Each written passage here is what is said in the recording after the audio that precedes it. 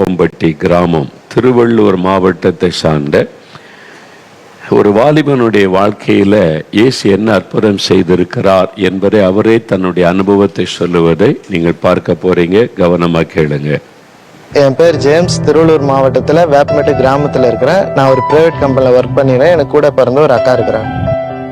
நான் 7th படிக்கும் போது ஸ்கூலில் ஃப்ரெண்ட்ஸு மூலயமா ஆன்ஸ் போடுற பழக்கத்தை கற்றுக்கினேன். அதுக்கப்புறம் பார்த்தீங்கன்னா நான் கூலி போடுற பழக்கத்துக்கு ஸ்டார்ட் பண்ண ஆரம்பித்தேன். அதில் ஸ்டார்டிங்கில் ஒரு பாக்கெட் போட ஆரம்பித்தேன். இப்போ 4 அடை போக அது 2 பாக்கெட்டாக மாறி எங்கே போனாலும் அந்த கூலி இல்லாத என்னால் இருக்க முடியாது. ஒரு பாக்கெட்டில் 15 பீஸ் இருக்கும்.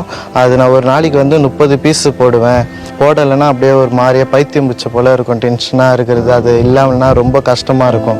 காலேஜ் போகும்போது லஞ்ச் டைமில் 50 ரூபா தான் காசு இருக்கும். அது சாப்பாடு சாப்பிட்ற காசு இருக்கும். ஆனால் கூலிப்பு என்கிட்ட இல்லைன்னா ஆனால் ரொம்ப பசி எடுக்கும். ஆனால் நான் கூலிப்பு தான் ஃபஸ்ட்டு வாங்கி போடுவேன். அது போட்டு இருக்கும்போது 4 அடியில் பார்த்தீங்கன்னா இது மேலே இங்கே ஃபுல்லாக உள்ளே புண்ணு மாரி வந்துச்சு. அந்த புண்ணு அந்த இடத்துல வச்சாலும் எரியும். அந்த இடம் வைக்கவும் முடியாது. அந்த புண்ணு அவ்வளோ இருந்தோம். அப்பயும் கொஞ்ச நேரம் வச்சுட்டு திருப்பி எடுத்து போட்டு திருப்பி வச்சு அது போல் போட்டுன்னே தான் இருப்பேன். என்னால் விடவே முடியல. ரொம்ப அடிமைத்தனமாக ஆகிட்டேன்.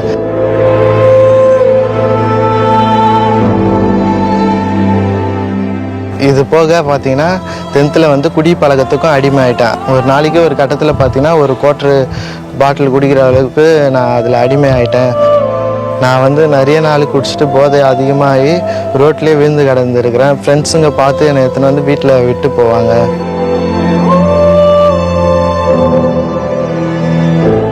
என்னோட தம்பி ட்ரெயினில் போகும்போது பார்த்தீங்கன்னா பெரிய பெரிய கத்திகள்லாம் எடுத்துக்கிட்டு பிளாட்ஃபார்மில் தேய்ச்சிக்கிட்டே போவான். ட்ரெயின் மூவிங்கில் இருக்கும் போதே தேய்ச்சிட்டு போவான். ஃபுட்போர்ட் அடிப்பான். ட்ரெயின் மேலே ஏறுவான். நிறைய பசங்க கூட சேர்ந்து ரொம்ப அட்டகாசம். ட்ரெயின்லேயே நான் ரொம்ப அதிகமாக பண்ணுவான்.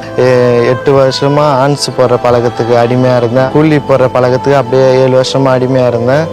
அப்புறம் குடிக்கிற பழக்கத்துக்கு ஒரு 5 வருஷமாக அடிமையாக இருந்தேன். இதே போல் பாவம் எனக்குள்ளே இருக்க எனக்குள்ளே சமாதானம் இல்லை. எனக்குள்ளே அப்படியே பார்த்தீங்கன்னா ஒரு இதயத்துலேயே அப்படியே ஒரு பாரமாக இருக்கும். நம்ம என்ன பண்ணுறோன்னே எனக்கு தெரியாது. ரொம்ப கஷ்டமாக இருக்கும். அந்த கஷ்டமாக இருக்கிற டைமில் எதுனா சமாதானம் இல்லை. திருப்பியும் போயிட்டு சரக்கு வாங்கி குடிக்கிறது. இப்படி குடிச்சிட்டு தான் நைட்டில் பத்து தூங்கின்னு இருந்தேன். எல்லா பாவத்தையும் நான் விடணும்னு எவ்வளவோ பிரயாசப்பட்டு எவ்வளவோ வாட்டி ட்ரை பண்ணிக்கிறேன். ஆனாலும் என்னால் விட முடியல.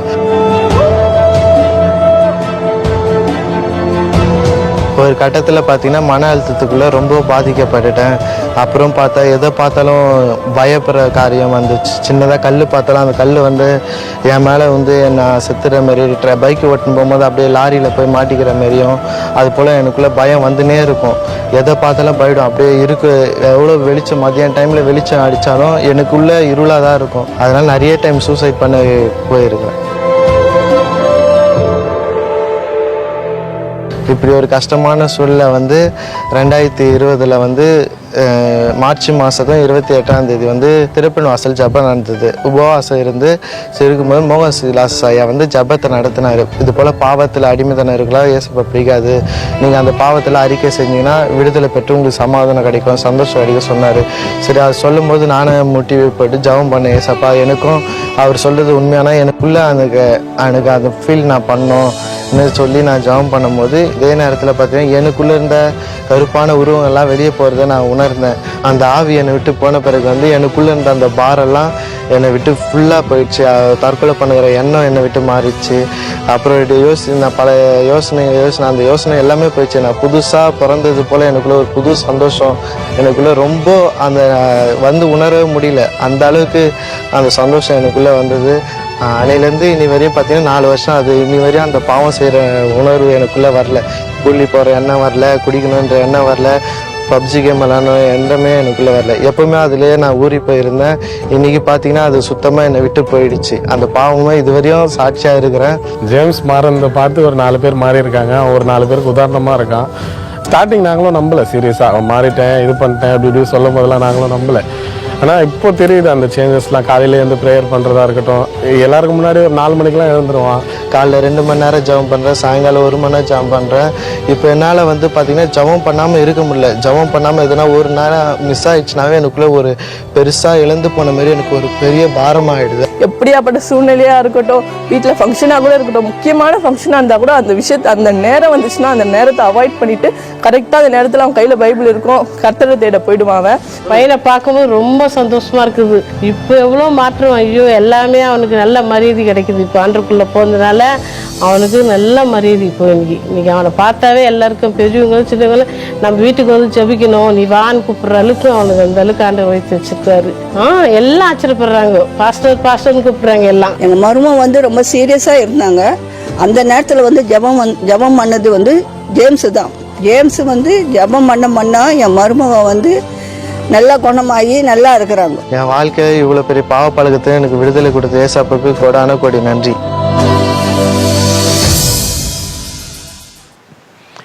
இயேசு செய்கிற மிகப்பெரிய அற்புதமே ஒரு மனிதனை பாவ அடிமைத்தனத்திலிருந்து விடுதலை ஆக்குவது. பாருங்க, இன்னைக்கு உங்க வாழ்க்கையில ஏதோ ஒரு பாவம் உங்களை அடிமையாக்கி வச்சிருக்குது இல்லை? மதுபான பழக்கம், போதை வஸ்துகள், ஹான்ஸ். அந்த தம்பி சொன்ன பாருங்க, கூலிமா, அது ஒரு புதுசாக எனக்கு கூலி, அது ஒரு போதையை கொண்டு வரக்கூடிய பொருளாம். ஹான்ஸு, கூலிப், மதுபானம், இப்படி ஒரு மனிதனை பாவங்கள் அப்படியே அடிமையாக்கி அவருடைய வாழ்க்கையே பாருங்க நாசமாக்கி விட்டார். 8 வருடம் இந்த மாதிரி பாவ பழக்கத்துக்கு அடிமை. இந்த பாவ அடிமைத்தனத்தில் சாத்தான் ஒரு மனிதனை கொண்டு வந்து முதல்ல சமாதானத்தை எடுத்துருவான். சமாதானம் இருக்காது, பாவம் செய்கிறவங்களுக்கு சமாதானம் இருக்காது, நிம்மதி இருக்காது, அது பாதிக்கப்படும். இவங்க என்ன நினைக்கிறான், குடிச்சா இந்த மாதிரி போதை வஸ்துகளை பயன்படுத்தினா ஜாலியாக இருக்கலாம், சந்தோஷமாக இருக்கலான்னு. இல்லை, பிசாசு ஏமாத்துகிறான். அதுக்குள்ளே போயிட்டீங்கன்னா உங்களுடைய சமாதான நிம்மதி எல்லாம் போயிடும். அடுத்தது பாருங்க, பயம், ஒரு மரண பயம் வந்துட்டுல, செத்துருவனோ மரண பயம்.